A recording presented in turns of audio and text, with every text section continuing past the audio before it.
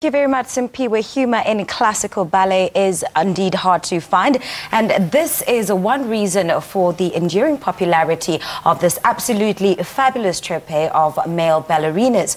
Well, Les Ballets Eloelle's latest international production, Men in Tutus, is the most spectacular, talented and hilarious all-male comedy ballet. The cast is performed by 19 prima ballet dancers from all around the world. Artistic director Victor Trevino joins us now in studio to share more. Thank you so much for coming to Morning Live. You look absolutely glamorous. Oh, thank you. Thank you. Now, from this intro, I think our viewers at home can already pick up that this is a production that is very interesting to watch, because it's not often that we see men in tutus. Not often. They're not supposed to be in tutus. And we dance on the tip of our toes, so you can kind of see these shoes. Men don't normally use those. Only ballerinas use those. So we have to learn how to maneuver on the tips of our toes. And so what's been the inspiration of this production?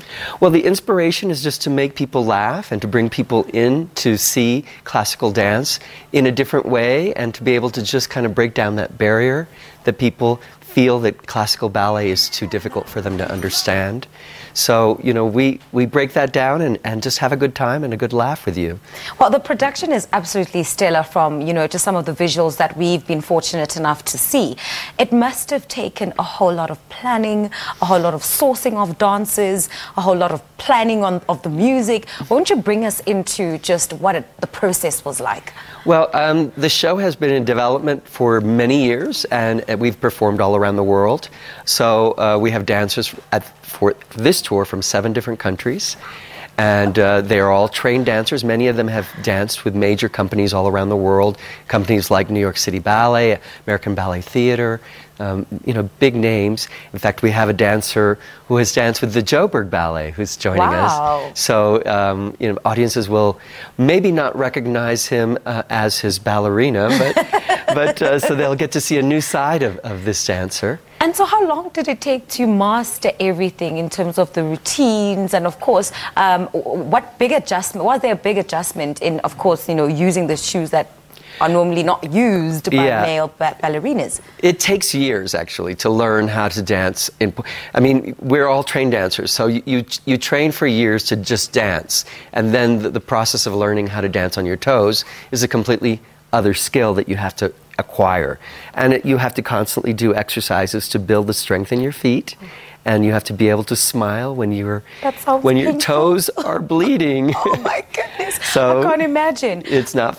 But we've got your colleague over there on our set, and I wanted to sort of bring us into ballet and teach us, something about ballet.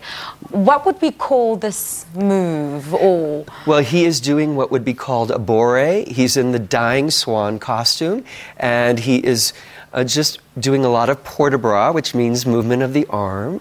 A lot of ballet is in French, so obviously. And so you can kind of get a good idea of how gracefully he moves.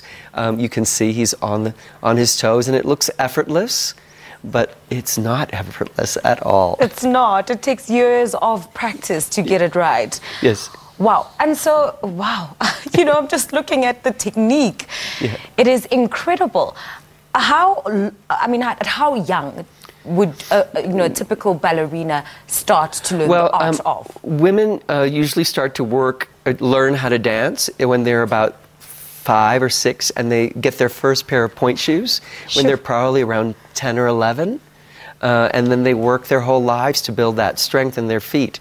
Luckily for men, we build muscles faster than women. So we usually... Well, it's rare that we even start to put these shoes on, because it's kind of a crazy thing to do, to torture your feet.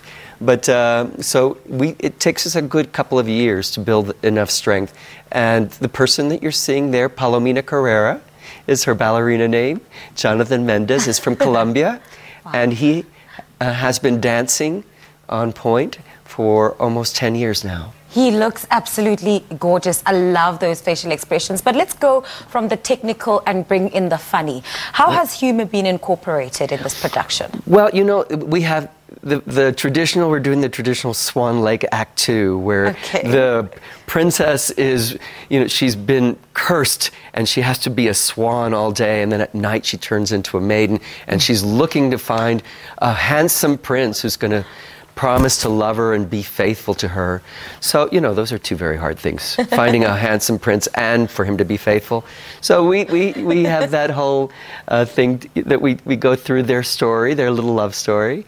And the dying swan, obviously, it's very sad, tearjerker, as she slowly kind of coughs and dies on the floor. It's beautiful music. I think you'll really enjoy it. We do 5 different pieces throughout the night, and each piece is a little bit different. So, you know, I think it's a really nice mix of things. If you don't know anything about dance, this is a great show to start with. If you do know dance, you're going to recognize all of these pieces. Oh, phenomenal. Thank you so much for coming on our show. You guys look absolutely stunning, and all the best with the production. Thank you. And please come to see us at Teatro at Montecasino, the 12th through the 14th, and at Artscape, the 18th through the 21st. Fantastic. Well, Men in Tutus will open at the theatre at Montecasino, as you've just heard, and that's here in Johannesburg from the 12th to the 14th, before the team heads down to Cape Town for 4 performances at the Artscape Opera House from the 18th to the 21st. We just spoke to Artistic Director Victor Trevino. Time for a quick break. Enjoy some ballet moves there.